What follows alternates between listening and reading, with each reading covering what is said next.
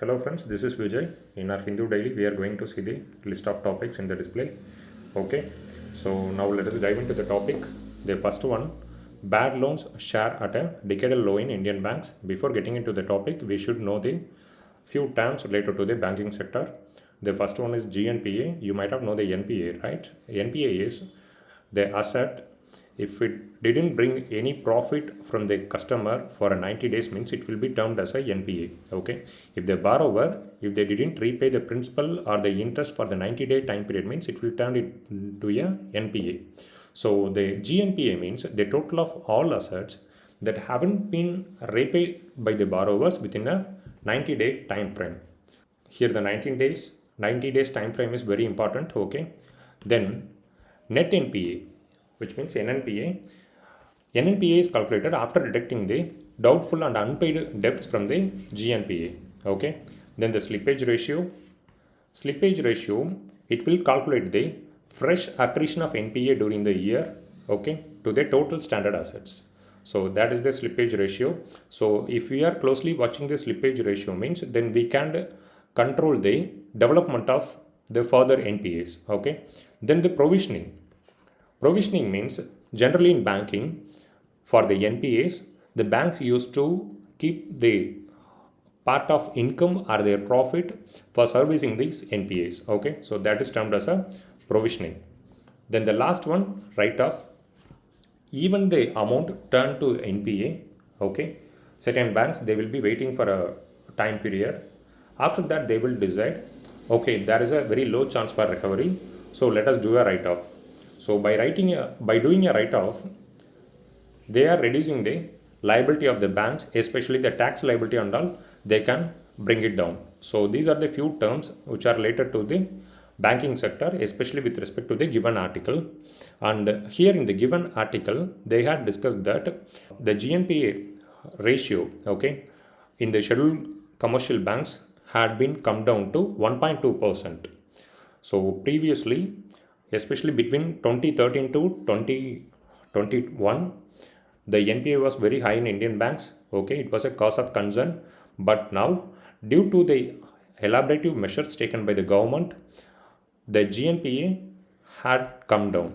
Here, actually, they have given few points. Okay, what are the measures we had taken that we should know, right?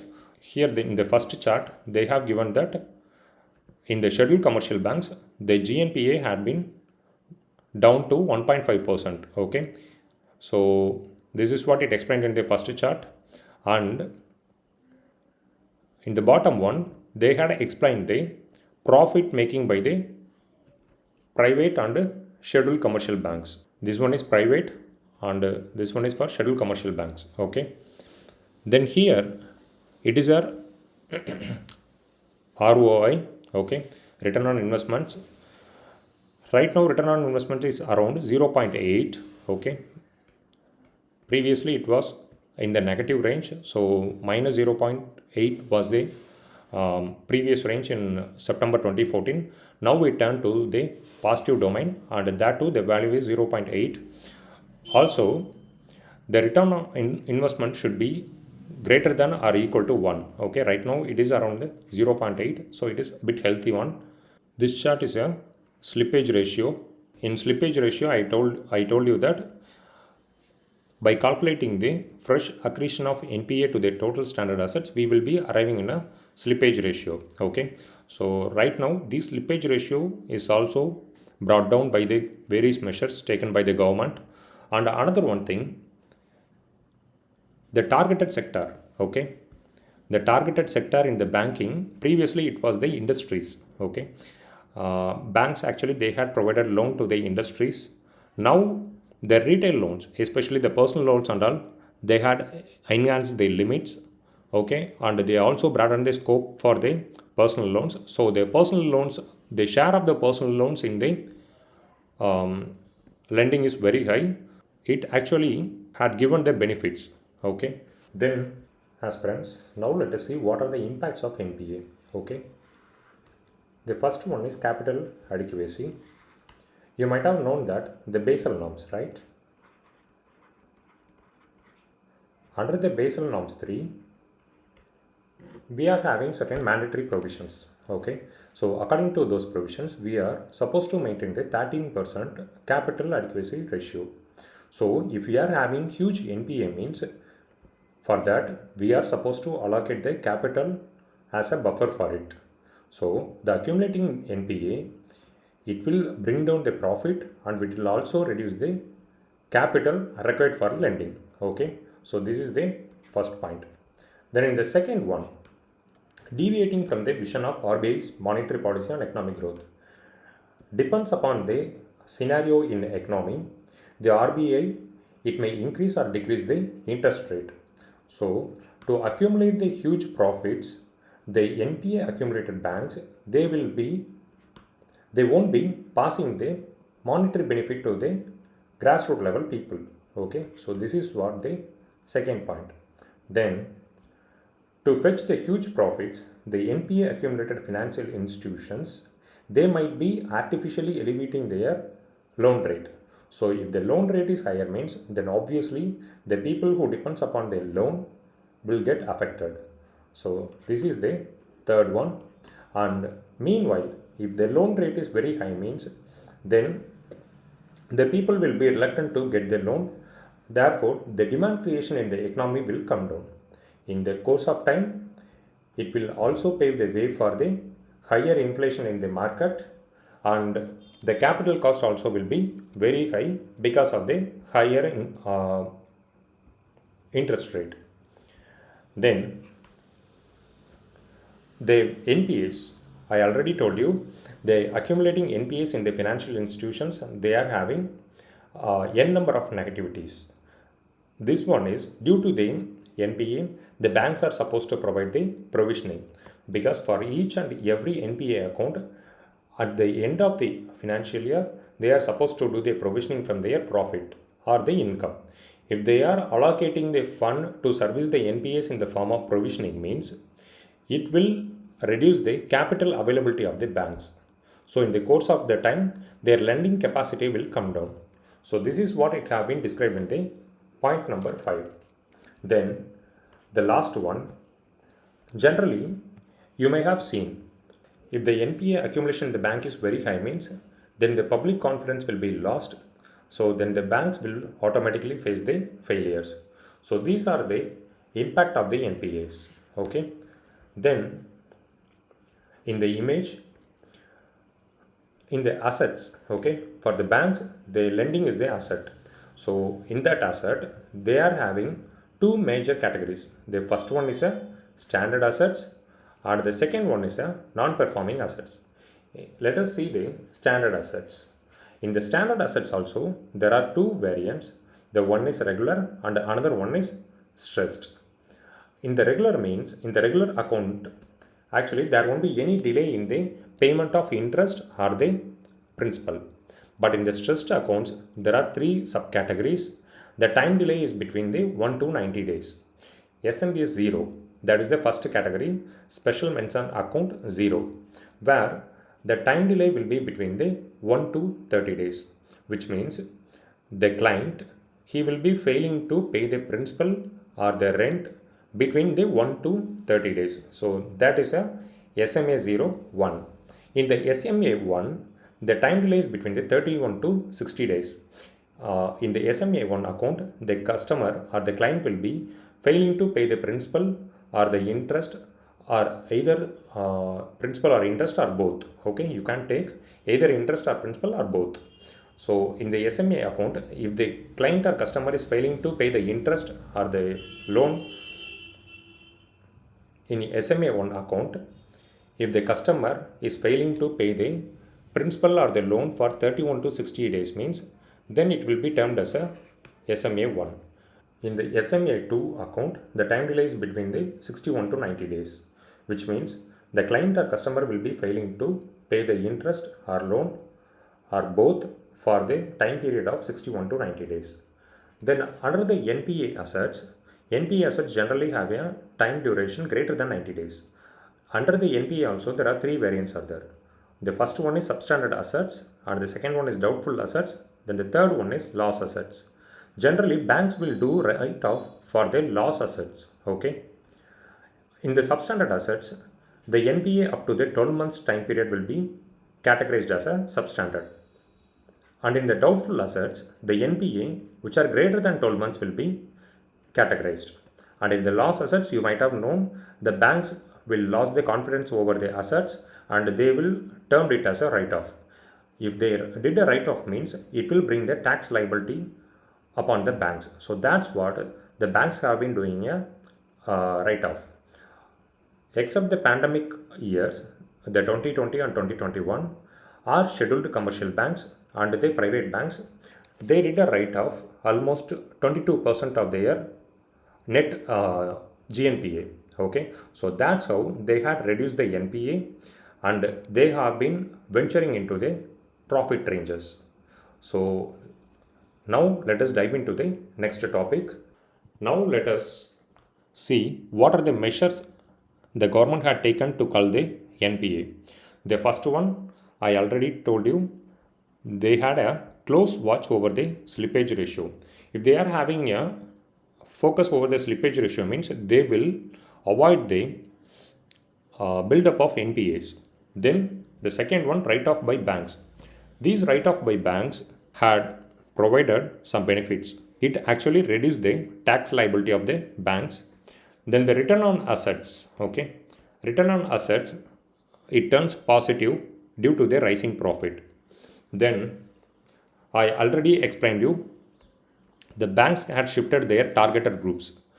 Rather than lending to the industries, they actually looked up for some personal loans and their retail zone customers. So it actually provided some fruitful benefits to the banking sector. And apart from that, other measures, especially the government of India had taken the enormous measures to bring back the banking sector into the golden platform. The first one, IBC Code 2016, okay. Then the second one, the prosecution of willful defaulters. Then the third one, prompt corrective action by the RBI. Then the asset quality review. By all these measures, actually the banks had brought down their NPA. So you might have known what are the measures we had taken so far, right? India's dilemma in an Asian century. This is one of the most important topic in today's newspaper. Okay. Here actually the author have been shifting the author have been explaining the power shift from the heartland to their inland. In the image you have seen the Mackinder's heartland theory and Spikeman's rimland theory.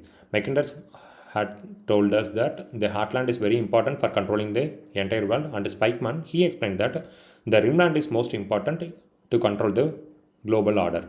You might have known till the 18th century Europe were great, okay, and in the 20th century it was the time of US. After the 21st century, the power shift have been happening and the power have been tilting towards the Asian continent. So according to this article, India wants this Asian century to be the multipolar century rather than confined Chinese century. So even the multipolarity century, it is not going to give extended benefits and favorable output to India in the global landscape. In this article, the author had given that 2023 going to further sharpen the fault lines because already the global arena is affected with multiple issues.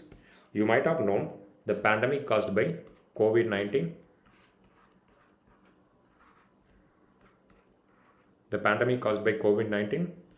Then the next one, the stagnation in global economy.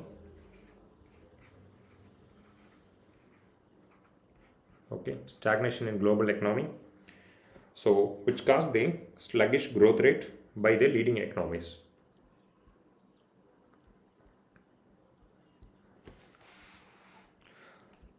Then, Russia also opened a war with Ukraine due to its pro-NATO stand.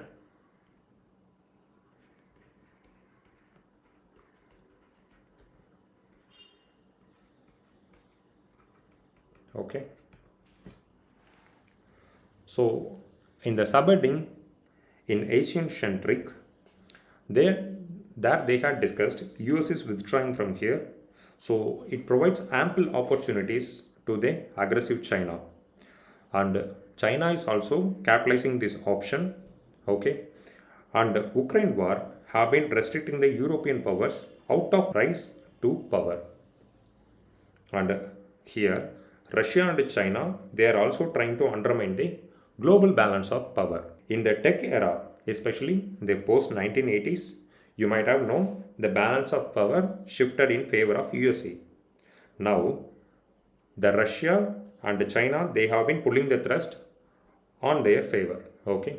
So in the subheading Asian century and the multipolarity, the author had discussed few cases. Okay. The first case is if China is having the power means in the multipolarity, if China is having power means it will take a toll on India's interest. Okay. We should ask ourselves how it will take a toll on India's interest. There can be a groundbreaking pathway. Okay, the shifting alliances and the pacts and all will be done in favor of China.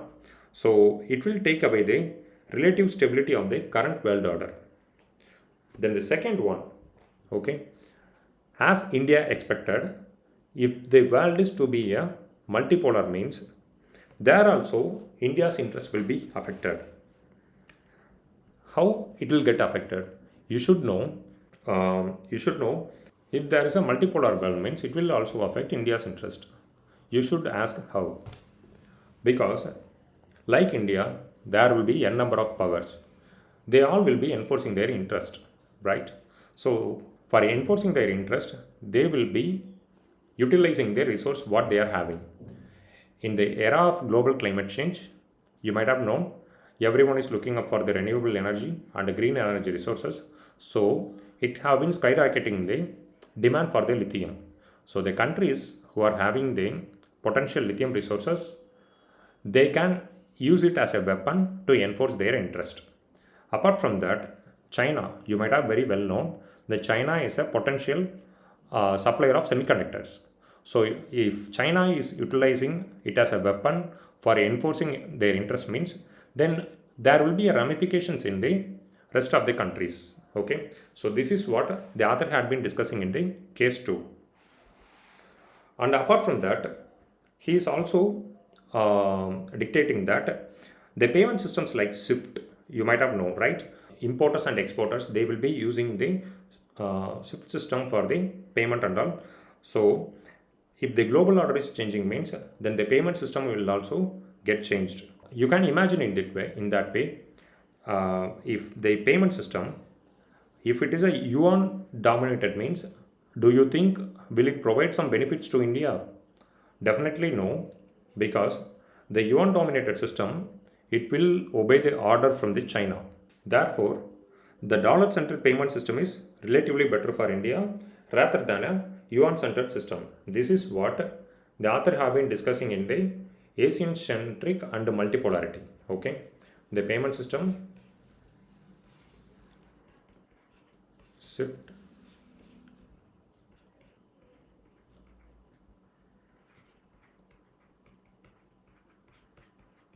and yuan dominated.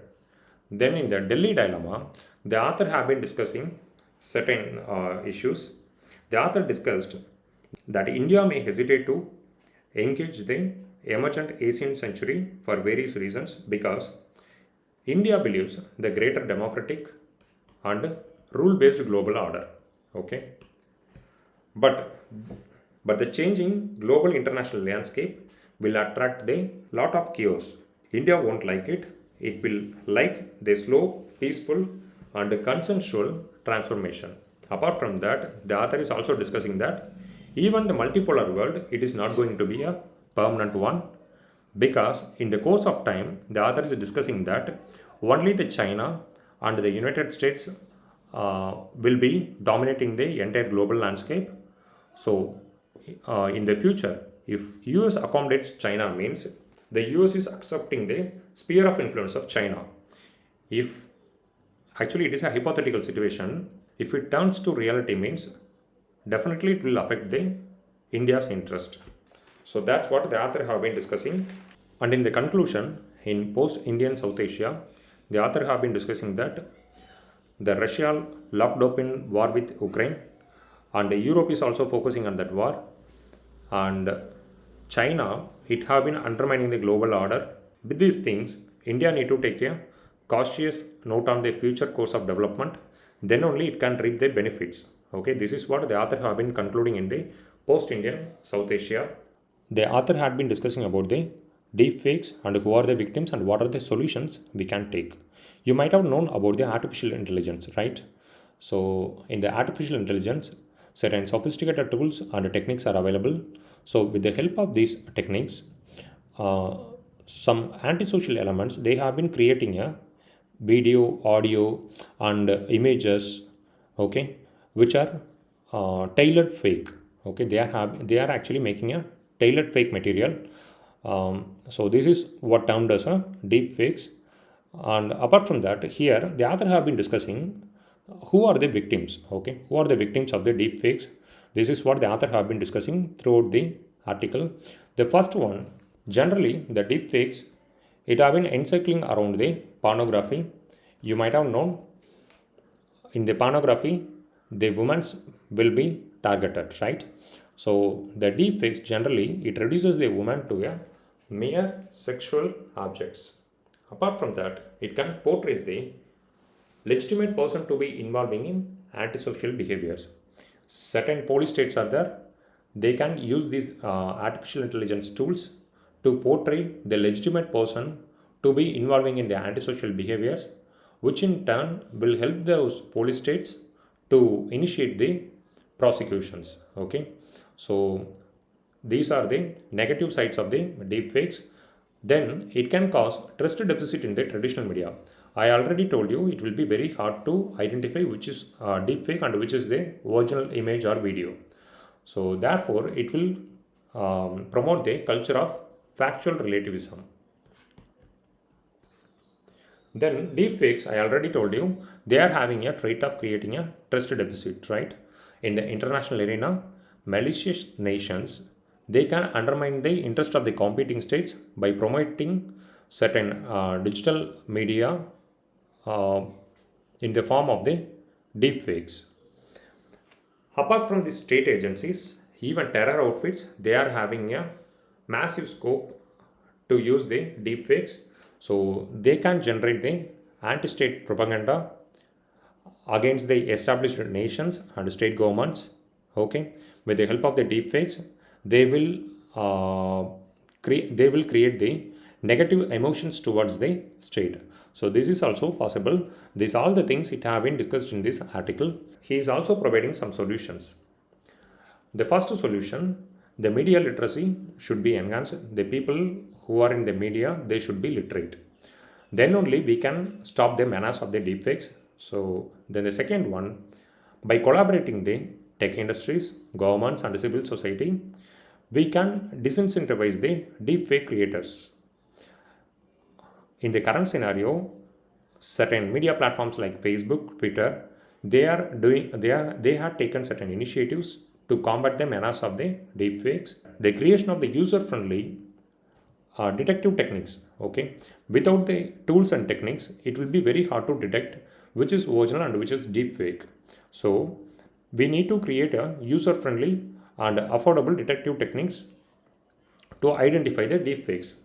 So this is what it discussed in the solution number 3. Then the last one, the critical responsibility of the user. Okay, because each and every user in the traditional media and the social media platform, they are having some responsibility. So before sharing any content online, we should verify which is true and which is false. So this is what it had been discussed in the solution number 4. Here in the image, this is a neural engine. Okay, here there are two images and these two encoders, they will read the traits from these two images and it will feed into the neural engine. In the neural engine, it will adjust the informations to create a deepfake. Then that input will be fed into the decoders and the output will be in the display. So this is how the deepfakes have been functioning. Then the India-China between pre-1962 and now. Aspirants, in this article, the author have been discussing the India-China dispute, comparing the present scenario and the past. So in this article, uh, he have been discussing that in the 1950, the issues were encircling around the question on territorial dispute alone, where India claimed the entire accession and the Chinese forces and Chinese agencies claimed that the entire northeastern frontier province belonged to theirs. So apart from that, between the 1962 to 2022, the nations actually they reinforced their patrolling in the border areas. So the aggressive land hunger China, it opened multiple friction points all along the border. Between 1962 to 2022, China opened multiple friction points, the Depsang Bulge, the Galwan, then the Pangong Lake and the hot springs in the western sector. Before that, the territorial dispute it were confined only to the Daulatbeg Goldi and Demchok in the south. This is what it had been discussed by author in this article. Then in the central sector also, the Barghouti pasture is there. Okay.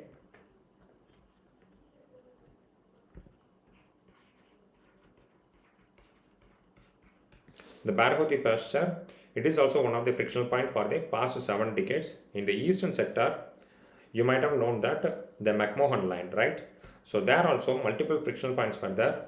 Then Amkachu and Sundarong Shu, then Asfila, Longzhou, Yangtze, then Dibang Valley, then Dishu. These are all the few frictional points between the India and China in the McMahon line. And the McMahon line, you might have known that it was based on the watershed principle and it came into enforcement in the year of 1914. Then you should know why Tawang is being targeted by China, because in the recent days the Chinese forces they intruded into the Tawang region, and you should know why Tawang is being targeted. You might have known in both Tibet and Tawang the Buddhist people are residing, right? So in Tibet they are under the occupation of China, where the autocratic governance is there. But in the Tawang region, democratic governance is there because it is in the Indian territory. So the democratic governance is there. So China is fearing that the democratic sentiments from Tawang, it would have created certain ramifications in the Tibetan landscape, because already they have been asking for independence. So these democratic governance in Tawang, it can reinforce the independence movement in the Tibet. This is what China have been fearing. So that's what it have been shifting its gear in the international arena.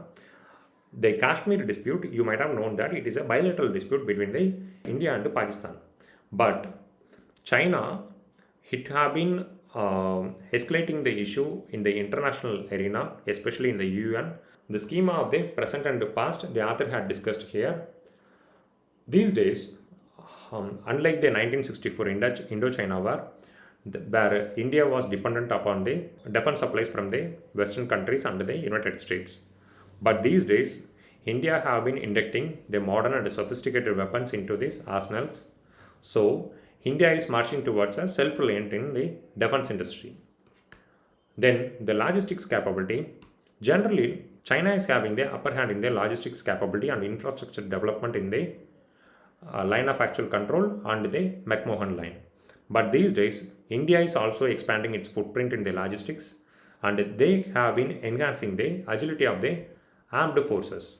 These days, compared to the 1950 and 1960, what author have been conveying us is the greater political will have been shown by the government of India in tackling the issues in the Indo-China border. At last, India's calibrated and redefined neighbor policy is good neighborly and peaceful ties with inclusive growth, whereas China view is against the equality and multipolarity. So these are the schema of the present and the past. These are the issues which have been discussing by the author in this article. This is the McMahon line. I already discussed you. So kindly have a look into it, the map. You may get the questions from the prelims perspective. Then center states to join hands to promote the millets consumption. In the recent years, the government of India and even the UN, they have been taking enormous initiatives to promote the millets consumption, because you might have known that Indian landscape where wheat and rice are the staple crops, and they have been dominating the agricultural landscape of the country, and they are actually water intensive and they are having high carbon footprint. Meanwhile, millets, they are a small seeded annual grasses, okay, and they are one of the most important crop in the semi-arid tropic climate. There are various varieties of millets are there, like jowar, bajra, ragi, sama, etc. Let us discuss what are the initiatives which have been taken by the government of India to promote the consumption of the millets. India, with the help of the various states, had launched the International Year on Millets. Under this initiative, various ministries they will be initiating the programs. Okay, so in the month of January, Sports Ministry have been taking enormous initiatives.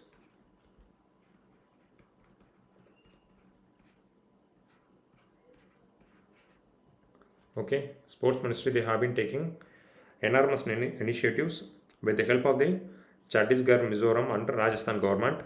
They will conduct IOM events and activities. The events include the engaging sports persons, okay, engaging sports persons, then nutritionist, then fitness experts, etc. in their events and programs.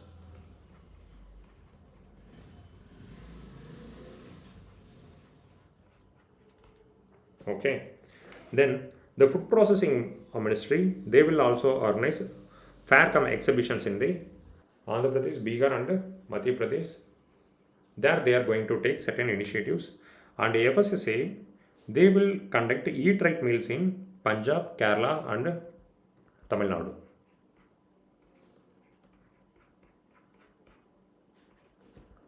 Punjab,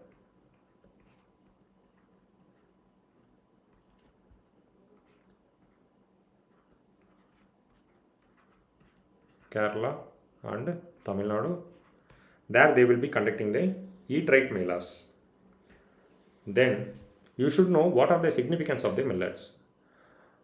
Millets are generally a highly water efficient crop and farm friendly crops. They won't require much nutrients for their propagation and all, and they are highly resilient to the climate change because they are having a tendency to sustain the temperature rise and the monsoon vagaries and all. Then apart from that, I already explained to you, they are having a very low carbon footprint, so it will reduce the emission from the agriculture domain, and because of very low input, it will also provide some farm incentive to the farmers. It will boost the farm income. Then the fourth one is lower glycemic index. You might have known that diabetes load in India is very high.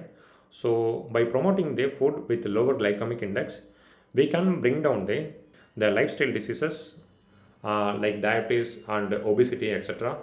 And these millets they are also packed with high dense nutrients and they are having very minimal calories. Example, ragi is having the calcium. Ragi is having the calcium. Let me erase it. Then jowar is having the protein. Okay. Then copper is found in bajra. So these are the few millets, and you can enhance your regular intake of protein and copper by taking jowar and bajra and all. So these are the few significance of the millets, and you can expect the question from this article. Then let us discuss the last one. Unemployment rate rises to the 8.3% in the December, highest in the 16 months, says report. If you are seeing this article, it might looks as the most important one. You need to know just the unemployment rates have been in rise. Okay, nothing else. And apart from that, from the prelims perspective, you should know the unemployment rate have been computed by National Sample Survey Organization and the Labor Bureau. And here, the Center for Monitoring Indian Economy, they had forecasted this data, but they are a private organization. In the government wing, only the NSSO and the Labor Bureau have been computing the unemployment rate. And apart from that, you should know the few basics of the causes of the unemployment.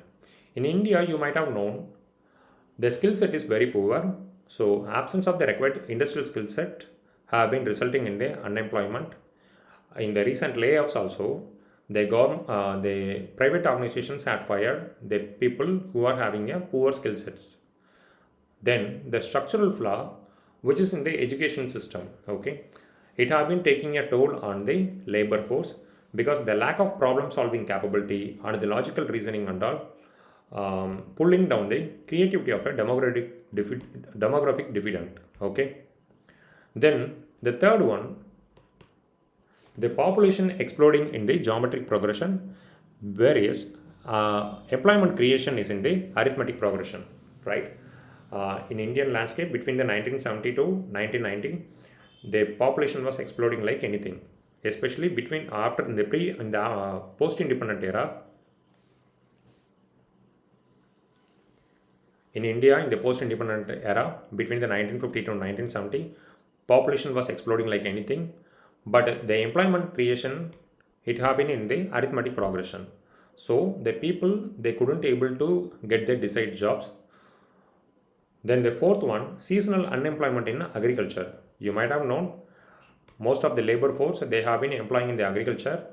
Almost some 50% of the labor force, they have been participating in the agriculture.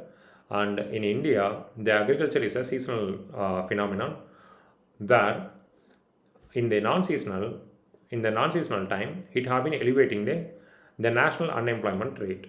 The labor intensive small and cottage industries with the advent of the sophisticated operations in the industries, the small and cottage industries have been getting eliminated from the Indian landscape. So these small and cottage industries, they are generally the labor intensive. Okay, they are labor intensive process. So with the absence of the small and cottage industries in the rural landscape, unemployment is soaring.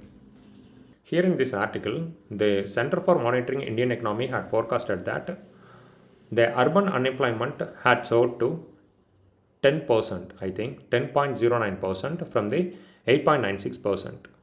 While the rural unemployment rate, it actually reduced to the 7.44% from previously forecasted data. So that's all, friends, and let us see some prelims question. And in the prelims question, first one, consider the following statements with respect to the deepfake.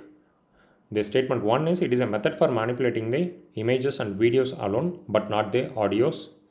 Then the statement 2, deepfake images having tangible use in the entertainment like gaming and virtual reality, etc.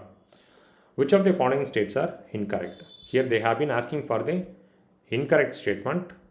So the first statement, with the help of the deepfake, we can create the tailored images, videos and audios also. Okay, in the first statement they had given that we can't create the audio like that they had given. So statement 1 is wrong. And the second statement, deepfakes have tangible use in the entertainment like gaming, virtual reality, etc. This is true. Even though deepfakes are having certain negatives, they are also having some positive avenues. So deepfakes have we can use the deepfakes for gaming and virtual reality and all. So the statement 1 alone is wrong. The answer option A is the right one. Then the second statement, which of the following government organization is concerned with the collection of unemployment data? Here they had given the four options: NSSO, National Sample Survey Organization, and CMIE, then the Department of Social Justice and Empowerment, and Department of Heavy Industries. Here they have been asking about the government organization because CMIE, I already told you, it is a private organization. They have been forecasting the unemployment rate in India. So the government organization NSSO and Labour Bureau have been collecting the data with respect to the unemployment in India. So the right answer will be answer option A. And here is the mains question for you. Do practice it. Critically analyze the bipolar ballot order and elucidate the progress made by India in recalibrating the global rule-based order. So this is the mains question for you today, friends, and do practice it. Let me catch you on tomorrow news analysis.